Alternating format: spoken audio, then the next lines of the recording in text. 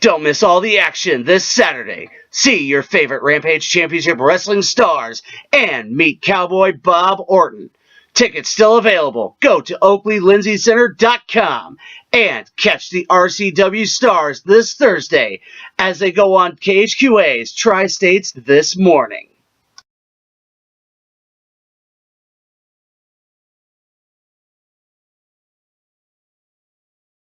Hello everyone, welcome to this episode of The Guido Goes Off. As always, I thank you folks for watching.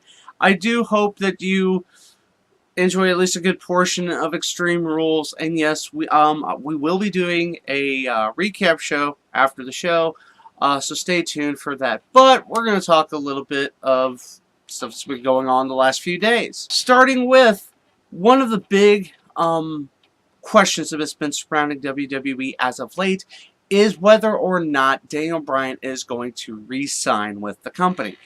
As a lot of people know, his contract is up. I believe it's within the next couple of months, with no word as to whether or not he is going to re-sign.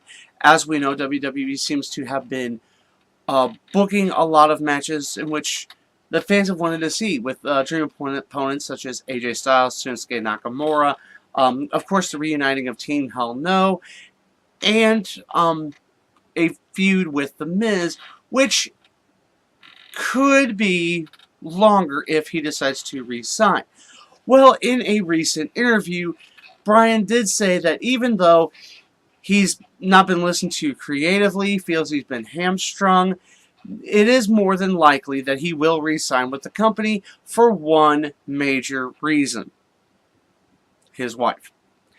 In this recent interview, he mentioned that although there could be a lot of interesting opportunities outside of WWE, he more than likely will resign due to the fact of Bree's involvement with the company.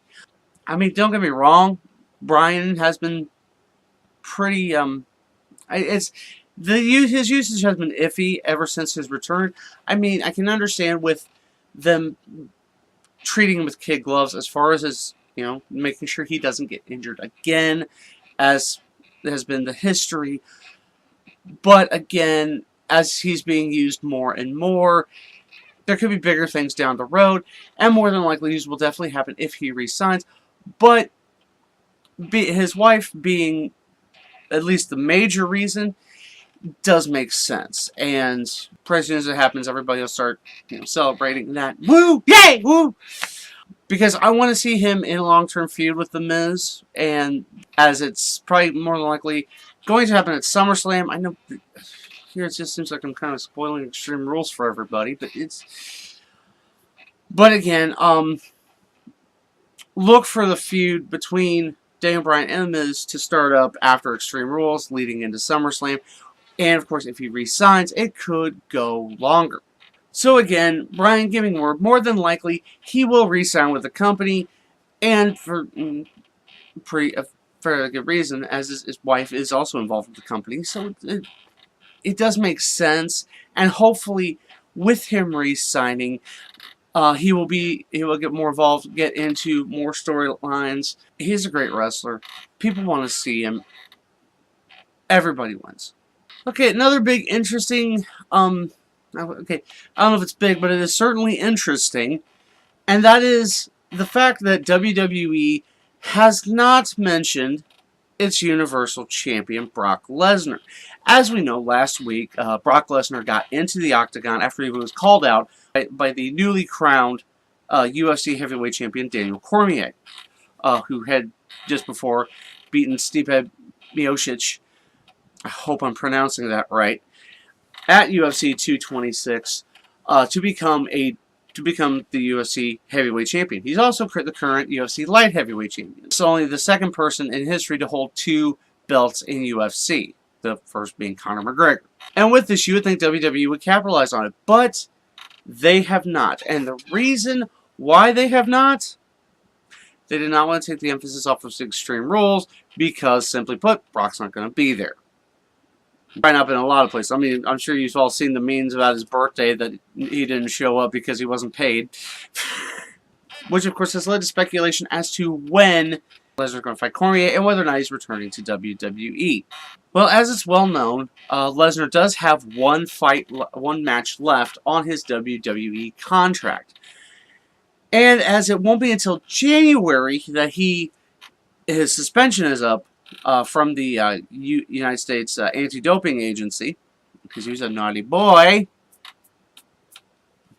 it has been reported that Lesnar has been slated to appear at SummerSlam and at the Raw after. More than likely, he will be defending the title. More than likely, against this guy. Big dog. Dun dun dun dun dun dun dun dun. Okay, I'm having too much fun with that. But it is slated that more than likely it will be against Roman Reigns, and Vince's plan. You know, I don't know if a lot of people know this plan, but he really wants to get Roman Reigns over. Shh. Don't tell a secret that everybody knows. So anyway, Vince's plan is that with the actions of him going back to UFC, they're going to spin it so that it's Lesnar turn his back on the WWE fans. As if he gave a damn about them in the first place. And that Roman Reigns is going to stand up for the WWE Universe. Basically, it's the master plan to get Roman Reigns cheered. Because if this doesn't work, well, Lord, no, you know. But so basically, it's a master plan to get Roman Reigns cheered. As if all of the master plans to get Roman Reigns to get cheered have worked so well in the past. But again, so that's why Lesnar and his UFC 226, and I was talked about a tad bit, but not very much by WWE. Like I said, it's mostly because they didn't want to take attention off of Extreme Rules, and they, of course, want Roman Reigns to look really, really strong. Now, it has been also an interesting note that, as you know, Roman Reigns tonight is wrestling Bobby Lashley. Well, this whole angle has been written and produced by Paul Heyman. People are thinking, wow, that means Heyman's like a full-time writer in it. Okay, to be honest, and Heyman did do the same with Goldberg during his last run in WWE, and that is to help him look better against Brock Lesnar. Probably the same as he's done with similar reason why he's doing the same thing with Roman Reigns and Bobby Lashley, to try to make one of them, let's face facts, the one that's not Bobby Lashley, look strong against Brock Lesnar. So, you know, he's helping out his client. It's what an advocate does. I wish he was my advocate. I'd have a better basement. Heyman, hashtag hire the Guido. Well, an update involving the Ring of Honor and New Japan show at Madison Square Garden, and that is, of course, WWE's response to it. As we know, WWE has kind of had a stranglehold over wrestling in Madison Square Garden ever since the days of the Capital Wrestling Corporation, and it's not any attempts to use the Garden by any other entities has been kind of, I wouldn't say frowned upon, has been, you know, stonewalled is probably a better word. However, as we know, Ring of Honor did say they wanted to do a show the weekend of WrestleMania, and it said that WWE did influence the Madison Square Garden management to deny that. Well, as we know, earlier this week, as I reported, Ring of Honor and New Japan are combining to host their G1 Supercard event, and it will be on Saturday, April 6th, which is the night before WrestleMania, and the same night that NXT will be doing their takeover event at the Barclays Center. So, as you know, people were wondering, well, how is WWE going to respond? It was a very simple, one-sentence statement. MSG, or Madison Square Garden, is, of course, free to work with ROH however they want.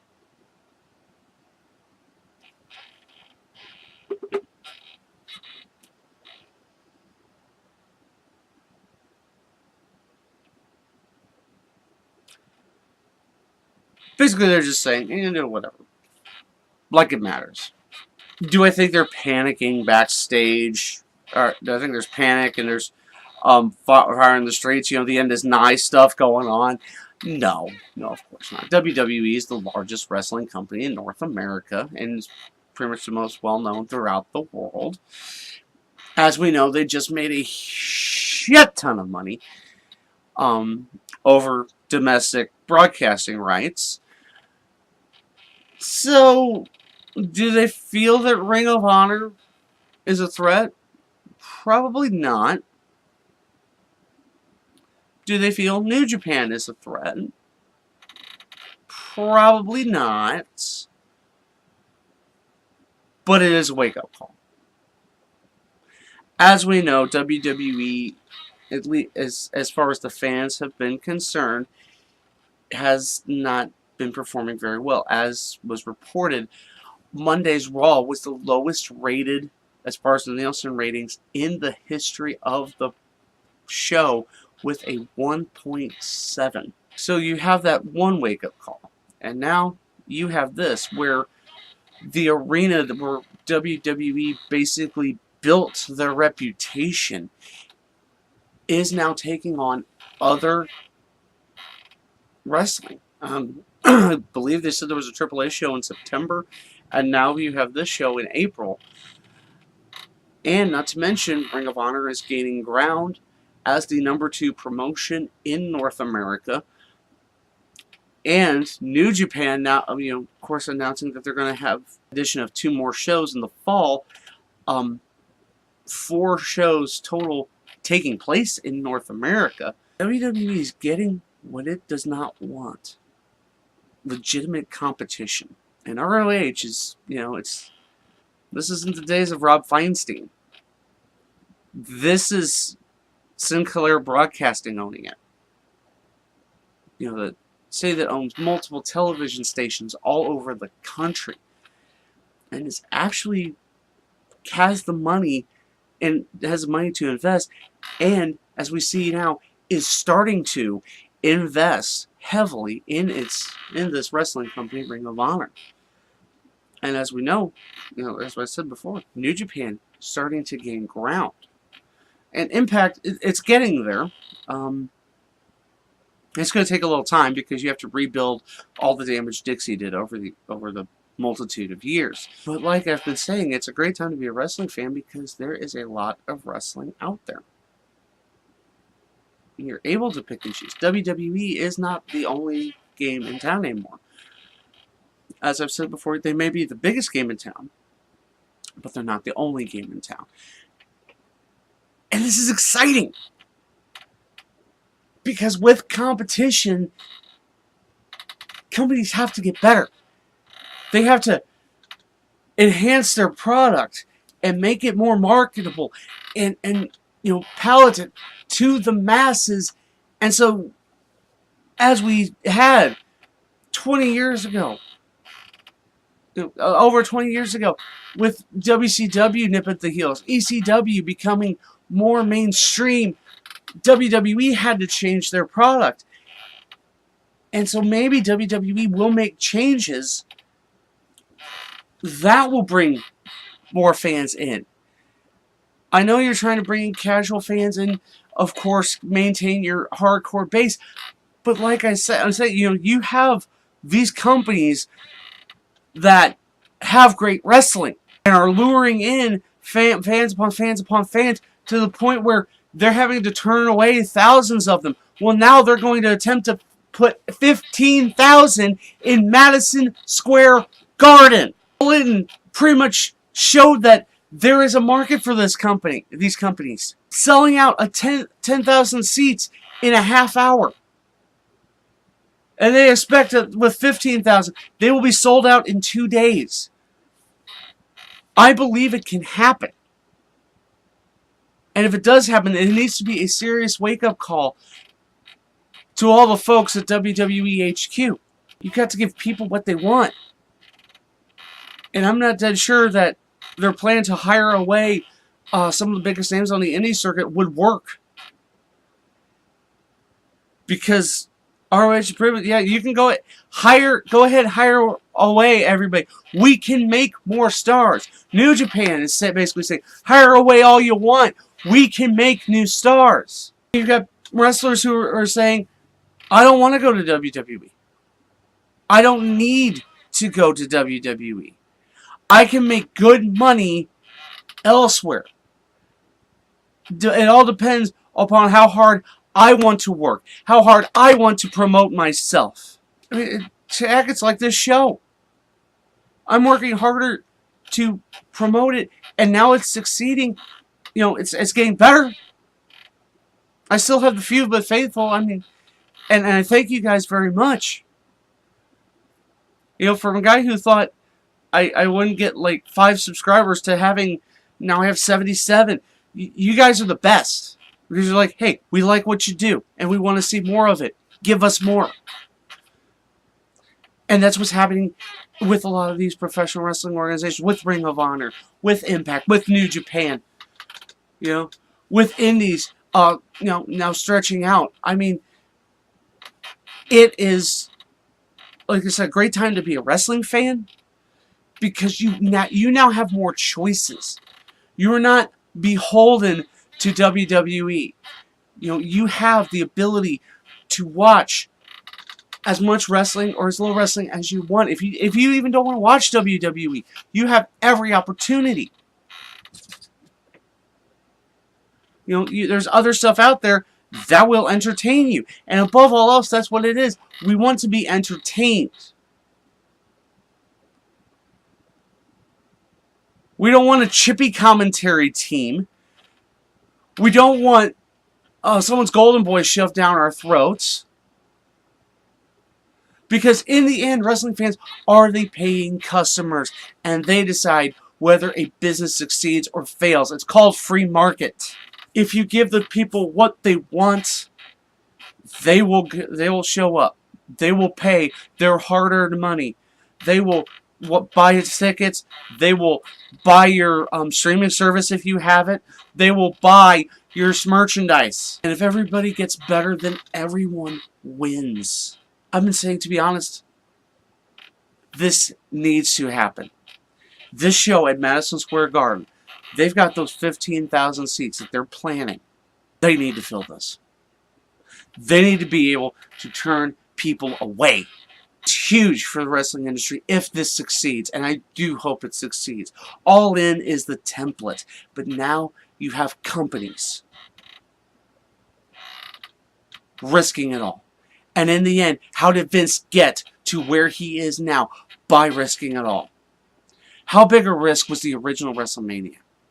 How big of a risk was WrestleMania 2, broadcasting from 3 different venues? How big of a risk was putting, you know, as they said, 93,000 people in the Pontiac Silverdome? Frickin', these are the risks you need to take to grow.